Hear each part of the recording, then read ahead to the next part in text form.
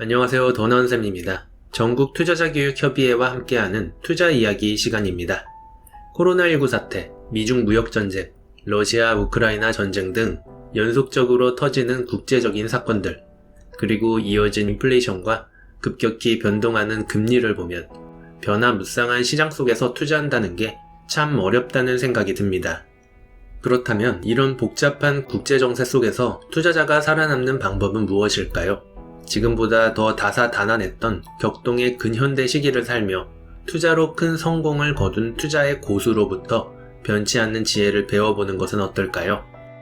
산업화가 다소 늦었던 우리나라와 달리 산업화에 빨리 성공해 자본주의 체제가 일찍부터 자리 잡고 세계 경제 흐름에 밀접한 영향을 주고받았던 일본 경제 이야기는 우리에게 많은 교훈을 줍니다.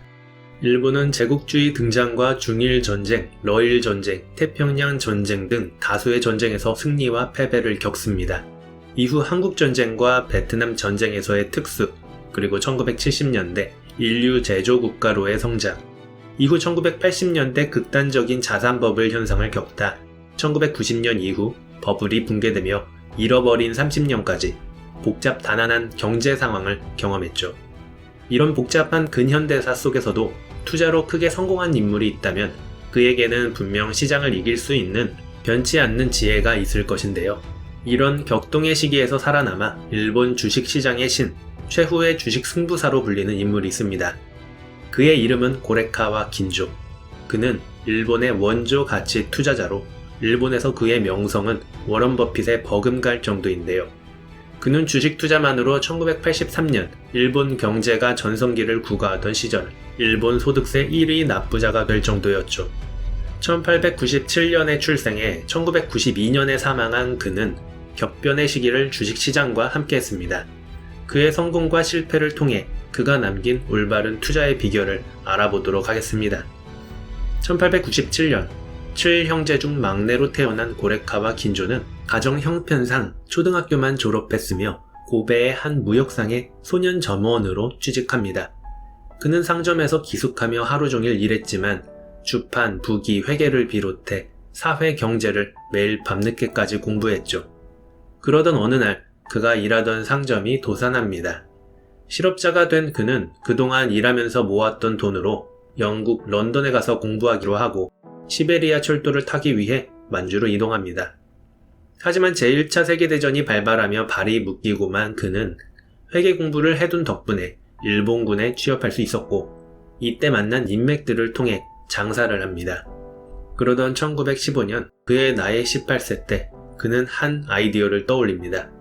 당시 중국은 매우 불안한 정치 상황으로 인해 사람들이 은행에 돈을 맡기지 않고 창고에 쌓아놓던 시절이었습니다. 중국의 화폐는 1, 2전이었는데 아연, 납, 동의 합금이었고 전쟁으로 비철금속 가격이 대폭등하고 있었기에 긴조는 이를 기회로 삼습니다. 당시 일본 1엔 은화 1개당 1, 2전 1000개를 교환할 수 있었습니다. 그런데 1, 2전 1000개를 녹여 주개로 만들면 일본에서 2엔에서 2.5엔에 팔리는 것이었죠. 그는 1, 2전을 녹여 일본으로 수출해 큰 돈을 법니다. 어린 시절부터 통화 가치의 괴리를 일궈내 차익 거래를 실행에 옮긴 것이었죠. 하지만 사업은 오래 지속되지 못합니다. 미국과 독일이 강화를 제안했다는 소식에 전쟁 종결이 임박함을 알리는 신호가 발생하자 비철 금속의 매수세는 완전히 실종되며 가격이 폭락합니다. 그렇게 그는 그동안 번 돈 모두를 잃고 말죠. 일본으로 돌아간 긴조는 아연 공장을 운영했는데 1923년 그의 나이 26세 때 관동 대지진이 발생합니다. 그는 지진의 여파로 금속 가격이 급등할 것으로 예측하고 은행에서 큰 돈을 빌려 아연 철판을 대거 매집합니다. 모두가 지진으로 어리둥절해 있을 때 앞을 내다본 판단을 해 큰 돈을 번 것이었죠. 하지만 1927년 전혀 예상치 못한 일이 벌어집니다. 바로 쇼와 금융공황이라 불리는 전대미문의 예금 인출 소동이 벌어진 것입니다. 정치권에서의 말실수로 시작된 뱅크런 루머가 실제 뱅크런으로 이어지며 금융공황 사태가 발생한 것이죠.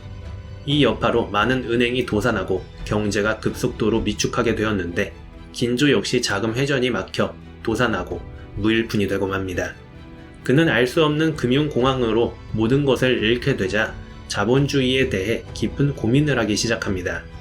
당시는 공산주의가 널리 유행하던 시기였는데 정말 자본주의의 붕괴 현상이 일어난 것인지 의문을 풀기 위해서였습니다. 그리고 3년간 쉬지 않고 도서관을 다니며 깊은 공부를 합니다. 그리고 그는 공산주의 이론의 오류를 알게 되고 자본주의의 경제 변동에는 일정한 큰 리듬이 있음을 깨닫습니다. 이번에의 금융공황도 이러한 경제 변동 중 하나에 지나지 않는다는 결론을 내리죠. 자본주의 경제는 끊임없이 다음 상태로 이행해 가는 파동을 반복하며 금융공황 같은 일은 경제 변동 과정에서 오는 자연적인 현상이라 결론 짓습니다.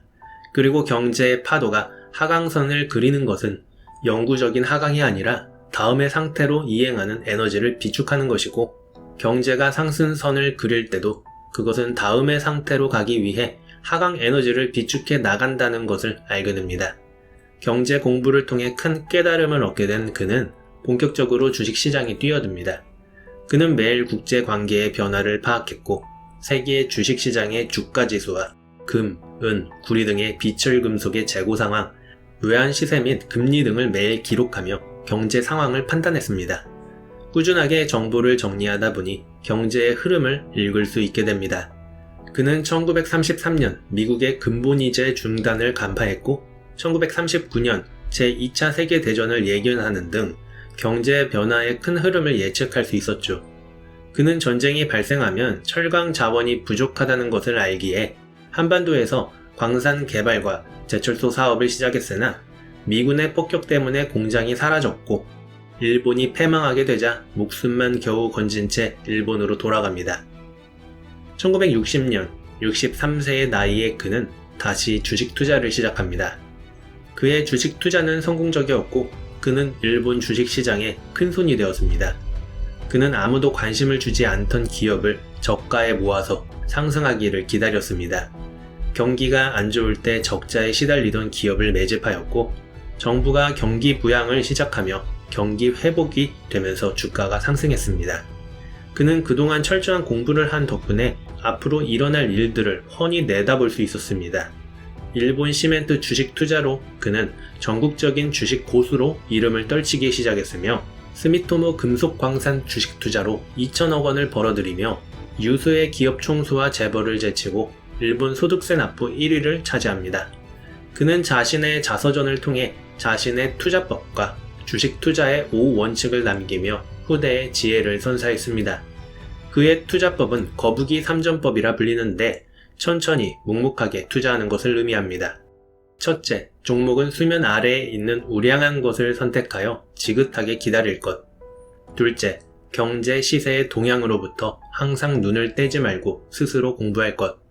셋째, 과대한 생각은 하지 말고 수중의 작은 범위에서 행동할 것. 그리고 자신의 5가지 투자 원칙도 밝혔는데요. 원칙 1. 종목은 사람들이 추천하는 것이 아니라 자신이 공부해서 고른다.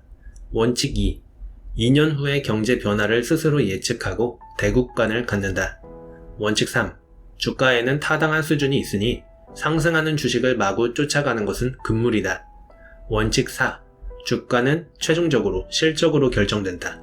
원칙 5. 예측할 수 없는 사태 등 리스크를 늘 마음에 두어야 한다. 또 주식 투자할 때 잊지 말아야 할 2가지 주의점을 당부했습니다. 먼저 자신이 갖고 있는 자금의 범위 내에서 투자해야 한다는 것입니다. 시세에는 반드시 하락이 있으므로 자기 자금을 초과한 신용 매매를 하게 될 경우 시세가 하락할 때 증권사가 주식을 강제 처분하기 때문이죠. 그리고 신문과 잡지에서 큰 제목으로 뽑은 재료를 맹신하지 말 것을 당부합니다.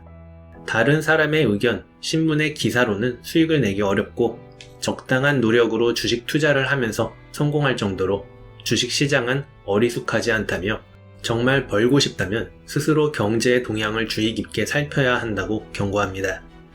우리는 워런 버핏, 피터 린치, 필립 피셔, 존 보글 등 미국의 전설적인 투자 대가들을 많이 접합니다.